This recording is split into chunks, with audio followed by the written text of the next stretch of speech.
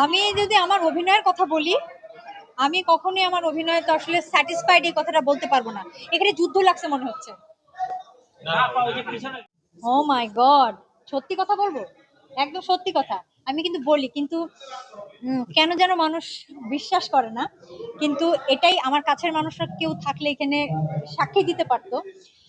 সত্যি কথা হচ্ছে, আমি আসলেই, আমি জানি এটা বলার পর অনেক কমেন্টস আসবে, আমি আসলেই কোনোদিন কোনো রূপচর্চা করি না, একদমই করি না।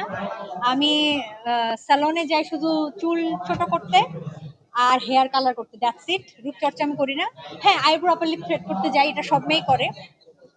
আর আপনি যেটা বললেন যে সিক্রেট, এবার আসছি যে আসল সিক্রেট হচ্ছে, হ্যাঁ আমি অবল একটা ভেজিটেরিয়ান, এটা সবাই জানে।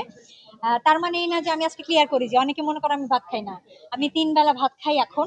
আমি 2000 সাল থেকে 2012 এই সময়টা 12 বছর আমি ভাত খাইনি। কিন্তু এখন আমি 3 বেলা ভাত খাই, কখনো কখনো 2 বেলা খাই, কিন্তু ভাত খাই। কিন্তু আমি অবল একটা ভেজিটেরিয়ান, আমি মাছ মাংস খাই না। কিন্তু এটা রূপের রহস্য না। রূপের রহস্য আসলে হচ্ছে, সরি, রূপের রহস্য আসলে হচ্ছে আমার মন।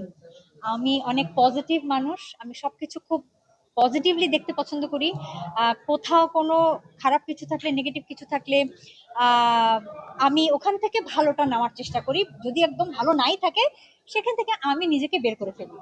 খারাপ যাদের সাথে আমি স্যুট করি না, যেখানে আমার মনে হচ্ছে যে না, আমার এই সঙ্গটা আমাকে ভালো কিছু দিচ্ছে না, নেগেটিভ এনার্জি দিচ্ছে, আমি সেখান থেকে নিজেকে সরিয়ে নিই। এগুলো আমি মেনটেন করি। না মানে আমি বললাম, আমি যদি আমার কথা বলি, অনেকে বলে না যে আপনি মার্ক করেন আপনার অভিনয় বা লেখালেখি, গান, অনেকেই বলে অনেক ইন্টারভিউতে। অভিনয় আমি জীবনেও আমৃত্যু আমি স্যাটিসফাইড হতে পারবো না, এটা আমার পক্ষে সম্ভব না। সময় আমার মানে মনে হবে যে আমি ভালো করিনি, মানে খুঁতখুঁতে একটা বিষয় থাকবে। কিন্তু আমি তো আসলে যখন মানে এই প্রশ্নগুলো করে যারা আসলে হয়তো একদম নিউ জেনারেশন, হ্যাঁ, আমি তো কাজ করছি গত 23-25 বছর ধরে। আর তো আমি কাজ করা বন্ধ করেছি ন্যাশনাল অ্যাওয়ার্ড পাওয়ার পরে, হ্যাঁ, জাতীয় রাষ্ট্রীয় সম্মাননা পাওয়ার পরে। সুতরাং এগুলো কারা বলে আমি জানি না, তারা হয়তো জানে না, আমার কাজ দেখেনি হয়তো বা। হ্যাঁ, আমি 2002 সালে, আচ্ছা আচ্ছা বলি, আজকেও তো একটা কাইন্ড অফ বিউটি প্যাজেন্ট হচ্ছে, Miss and Mrs elegance Bangladesh.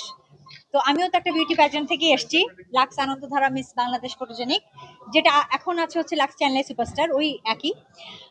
আমি হয়েছিলাম হচ্ছে, চ্যাম্পিয়ন হয়েছিলাম 2002-এ। সো এবং গ্র্যান্ড ফিনালে হয়েছিল হচ্ছে 11ই অক্টোবর। এরকম আশেপাশে আওয়াজ আসলে না আমি ভয় পেয়ে যাই যে কি হচ্ছে। আচ্ছা, আমার গ্র্যান্ড ফিনালে হয়েছিল হচ্ছে 2002-এর 11ই অক্টোবর। সো আর 1 মাস হয়ে গেলে আমার 23 বছর হবে।